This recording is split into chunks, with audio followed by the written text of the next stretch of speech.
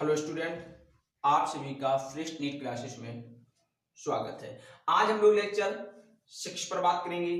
अब जितने भी लेक्चर आपके आएंगे वो इस तरह से व्हाइट बोर्ड पर ही आपको बताए जाएंगे, क्योंकि हो सकता है इससे पहले जो आपने 5 लेक्चरों तक जो मैंने आपको सिलेबस उपलब्ध कराया उसमें हो सकता है आपको समझने में थोड़ा प्रॉब्लम रहता हो। ठीक है।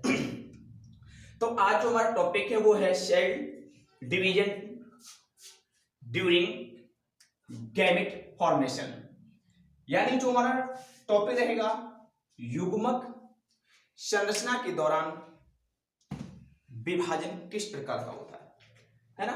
कोशिका विभाजन जो होता है वो किस प्रकार का होता है, इस पर चर्चा कर लेंगे। तो चलिए हम बात शुरू करते हैं, ज्यादा समय ना खराब करते हुए मैं अपनी बात शुरू करता हूं। देखो क्या होता है यहाँ पे, जितने भी विषम युग्म की जातियां होती हैं, जितनी भी यानी सभी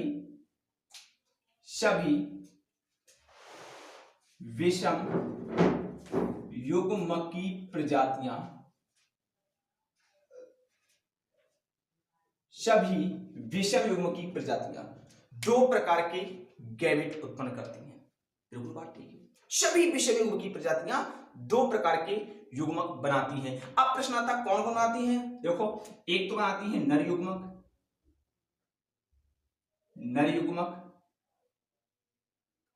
दूसरा बनाती है मादा युग्मक। कौन बनाती है? मादा युग्मक। तो जो विषम युग्म की प्रजातियां हैं वो दो प्रकार के युग्मक बनाती हैं,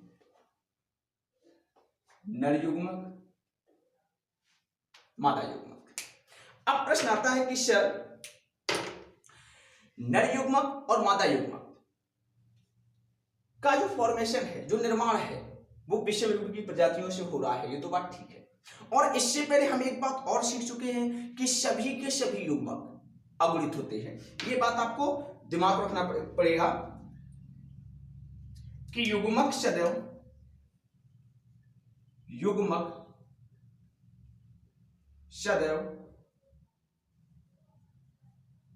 अगुणित होते हैं। युग्मक सदैव अगुणित होते हैं। युग्मक सदैव अगुणित होते हैं। अब प्रश्न आता है कि जनक द्विगुणित है या जनक अगुणित है, तो क्या गैमेट में कोई अंतर हो सकता है? नहीं। जनक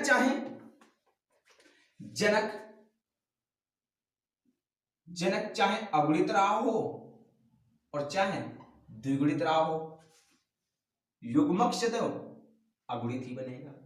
जनक कैसा भी हो, जनक चाहे अगुणित हो चाहे द्विगुणित हो, युग्मक जो बनेगा वो सदैव आपका अगुणित ही बनेगा। चलिए अब हम पहले दोनों पर चर्चा करते हैं कि कब कोशिका विभाजन और कौन सा कोशिका विभाजन किसमें होता है। चलो तो सबसे पहले बात करते हैं, यदि अगुणित जनक है, यदि जनक अगुणित है, कैसा जनक है? अगुणित है। तो अगुणित जनक में क्या होगा, जब गैमेट का निर्माण होगा, जब युग्मक का निर्माण होगा, तो युग्मक बनाने वाली जो गैमेट मदर सेल होती है, जो गैमेट मदर सेल होती है, उसको एक समसूत्री विभाजन से गुजरना पड़ता है। कौन से विभाजन से? समसूत्री विभाजन से गुजरना पड़ता है। समसूत्री विभाजन, समसूत्री विभाजन से गुजरना पड़ता है, यानी माइटोसिस से उसको विभाजित होना पड़ता है। उसका जो विभाजन होता है वो माइटोसिस के थ्रू होता है। माइटोसिस कैसे होता है? माइटोसिस द्वारा। ये याद रखना, अगुणित जनक होगा तो उसकी गैमेट मदर सेल, कौन सेल? गैमेट मदर सेल समसूत्री विभाजन यानी माइटोसिस द्वारा गुजरती है। उससे ऊपर गुजरना पड़ता है, और उसके बाद अगुणित युग्मक का निर्माण होता है। कैसा युग्मक बनेगा? अगुणित युग्मक बनेगा। अब प्रश्न आता है कि सर आपने बता तो सब दिया, लेकिन जो अगुणित जनक है वो कौन कौन है? बिल्कुल बात ठीक है, दिमाग में क्वेश्चन आना चाहिए कि अगुणित जनक में कौन कौन किन किन को शामिल कर सकते हैं। तो देखो मैं कुछ यहां पे लिख देता हूं। नंबर 1 मोनेरा शामिल किया जाएगा,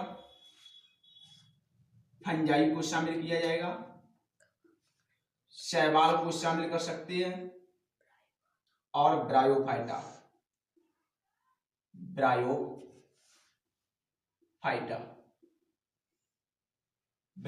को शामिल किया जाता है। तो यहां पर आपको बड़े ध्यान से सुनना है, क्या है इसमें? अगुणित जनक है, अगुणित युग्मक बनाता है, जो इसकी गैमीट मदर सेल होती है यानी युग्मक मात्र कोशिका जो होती है वो समसूत्री विभाजन माइटोसिस से गुजरती है। और इसमें किसको शामिल किया गया है? इसमें मोनेरा, फंजाई, शैवाल और ब्रायोफाइटा को शामिल किया गया है। अब हम बात करते हैं द्विगुणित जनक की। यदि जनक द्विगुणित हो, जनक कैसा हो? यहाँ पे द्विगुणित जनक हो, याद रखना। अब जनक कैसा है? द्विगुणित जनक है, तब क्या होगा? तब इसमें जो युग्मक बनेगा उसको बनाने वाली युग्मक मात्र कोशिका यानी gamete mother cell, gamete mother cell, याद रखना। अब समसूत्री विभाजन नहीं होगा, अब होगा आपका अर्धसूत्री विभाजन। कौन होगा? अर्धसूत्री विभाजन। कौन होगा? अर्धसूत्री विभाजन, जिसको हम इंग्लिश में मियोसिस बोलते हैं। क्या बोलते हैं? मियोसिस कहते हैं। अब प्रश्न आता है कि द्विगुणित जनक कौन कौन होंगे? बिल्कुल बात ठीक है। देखो इसमें किसे किसे शामिल किया गया है? इसमें मोनेरा, फंजाई, शैवाल, ब्रायोफाइटा। इसमें क्रम याद रखो, इसमें टेरिडोफाइटा,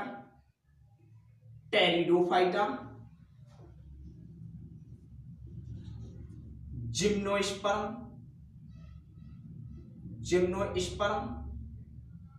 और एंजियोस्पर्म, और इसके साथ साथ